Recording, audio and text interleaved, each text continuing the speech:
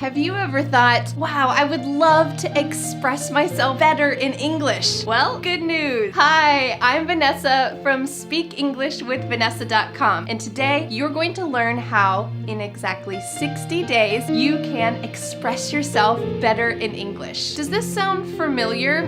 I've been learning English for a long time, but I just can't find the words I want when I'm speaking. When I speak, I always use simple words in English. Or, I would love to express myself better in English. Well, because you can't find the words you want to say in English, maybe it's hard to travel to other countries and communicate. Maybe you can't easily talk to clients and coworkers in English and represent your job well. Maybe you would miss out on a promotion at work.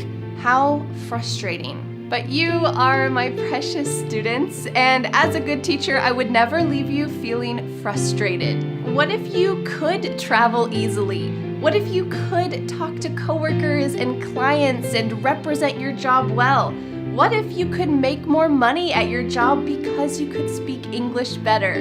That would be incredible. And the number one way to express yourself better in English is to improve your vocabulary. If you want to express yourself, you have to have the words you want to say, right? Let's imagine you're at a cafe, drinking some coffee, having a nice sandwich, and an old friend from high school sees you, comes up to you, and says this. Hey, how's it going? What have you been up to since high school? Well, you stumble and you say, I live in the city. I work for Google and I like to play tennis. This is okay, but it's not great, right? So you ask your friend, what about you? What have you been up to since high school? Well, right after high school, I wasn't sure if I was cut out for going to college, so I decided to move to France to volunteer on a few farms. And it turns out that I love working with the land. Now I help local farmers improve their sustainability, and I love it. Whoa, that was awesome. There is no magic pill to expressing yourself better in English like this, but I would love to take your hand and guide you step by step, day by day, so that you can express yourself better. In fact, for 60 days. I'd like to invite you to join the first ever Speak English with Vanessa 60-day word boosting challenge. You will join me plus a team of professional American English teachers plus thousands of motivated English learners from around the world for 60 days to finally express yourself better in English. So what will you do in the challenge? It's pretty simple. Every day I will send you a 15-minute word boosting lesson. You will study the lesson, test yourself with a quiz, and then practice the new words. What's that? Oh, I thought I heard you say something. Did you say, Vanessa, how will I remember the new words? That's a great question. First, let me tell you how you will not be learning these new words.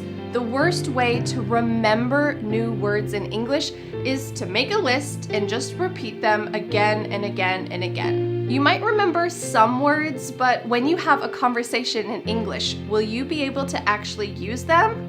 No way. And you might already know this because this is generally what students do in the classroom when they learn English. But just memorizing lists of words doesn't work in the real world. So, drum roll, in the 60-day word boosting challenge, you will learn 400 plus new vocabulary words and phrases in a story. I have hired a professional story writer to create a fun, interesting, and useful story that includes the important 400 plus words that you need to know to express yourself better in English. Challenge student Gracie said, I'm so happy that I found myself using almost all of the phrasal verbs and sentences in a natural way. I'm feeling almost like a native speaker, being able to get everything. That's so great, Gracie. Every day, you will listen and read a section of the story that includes 5 to 10 important vocabulary words in English. Every day, I will explain those new words to you in a video lesson. Every day, you will test yourself with a quiz to see if you can remember the words that you just learned. And every day, you'll practice the words that you learned with our daily question. So are you ready to practice with me? You might be thinking, well, this worked for other students like Gracie, but can this work for me? Vanessa, I've been learning English for a long time. I just can't express myself still. Well, the best way to see if it will work for you is to test it out. So, do you want to try it with me right now? Let's do it! The first 30 days of the 60-day word boosting challenge, we will be focusing on phrasal verbs. Then the next 30 days of the 60-day word boosting challenge, we will be focusing on vocabulary words specifically. Let's take a look at day 1, the first day of the 60-day word boosting challenge, where you will learn 6 important phrasal verbs so that you can express yourself better in English. Let's listen and read the first installment of the story. Are you ready? Let's go. One Friday morning, 2 friends, Sadie and Jenna, met at their favorite coffee shop. "What are you up to this weekend, Jenna?" Sadie asked. "I have a big photography project that I need to finish," Jenna replied. "This is the last weekend before the art competition at my college. If I don't finish my project soon, I won't have anything to submit." "Then you'd better hurry up and finish it," Sadie told her. I know. I've been meaning to get around to it, but the problem is I don't have any inspiration. If I don't finish this project, I'll have to drop out of my photography program. I don't know what I'm going to do. Sadie thought for a few moments. "How about a camping trip?" "A camping trip?" Jenna repeated. "Yes, that would help you get inspired before the deadline. What do you think?" "Sure, why not? I've put off finishing this project for long enough. It's about time I get it done." Sadie grinned. "Great, when should we leave?" "I just need to cross off a few things on my to-do list," Jenna replied. "Then I'll be ready to leave tomorrow morning." "Should we invite some other friends too?" Sadie asked. "Definitely, it's always good to get together with friends." "Okay, I'll call around and see who's free this weekend. Let's try Nicole first." Let me tell you, Nicole is quite an interesting person to take on a camping trip. But I guess you'll have to join the course to see what Nicole is like. Next, let's watch the video lesson where I explain these 6 important phrasal verbs to you so that you can express yourself better. Let's watch that lesson. In today's story segment, you saw 6 phrasal verbs. Let's go over them together. Phrasal verb number 1 is to get around to. In the story, Jenna said, "I've been meaning to get around to it." It here is the project. I've been meaning to get around to it. Can you guess what this might mean?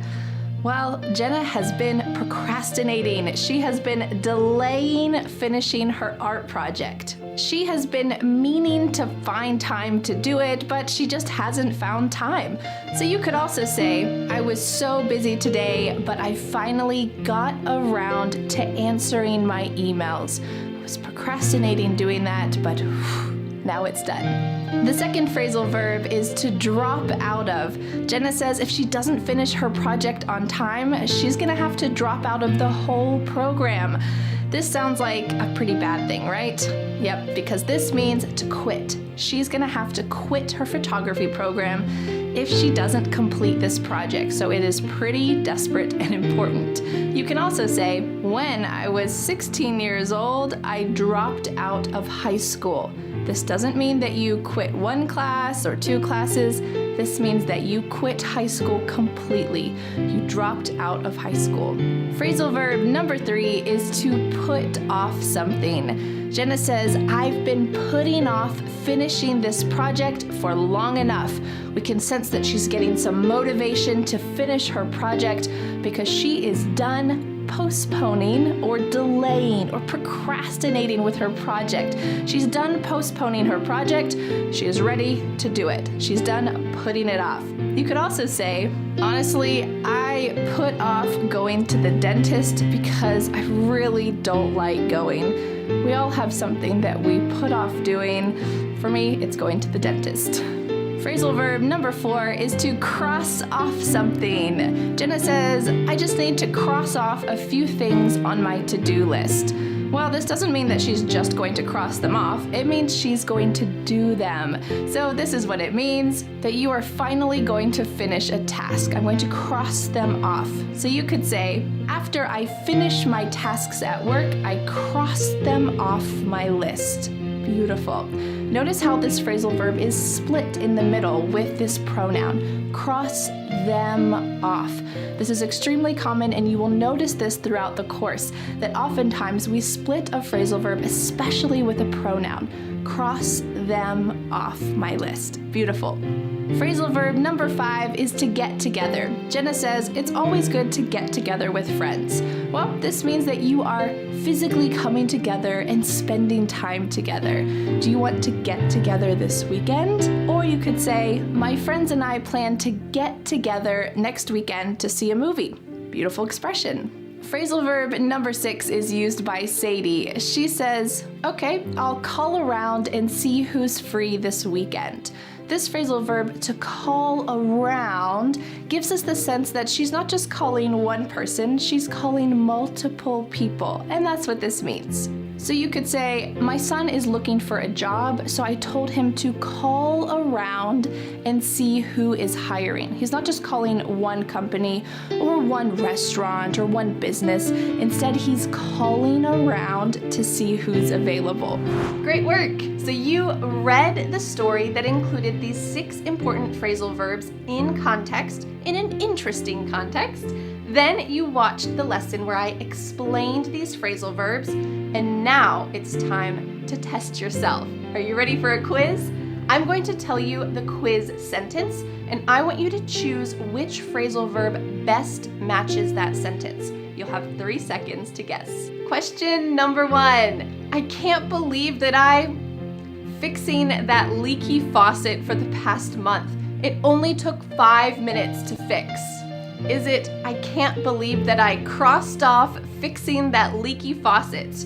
I can't believe that I dropped out of fixing that leaky faucet. Or I can't believe that I put off fixing that leaky faucet. You have 3 seconds. I can't believe that I put off fixing that leaky faucet for the past month. It only took me 5 minutes to fix. Question number 2. I should have never my guitar lessons when I was younger. Who knows? I could be famous today.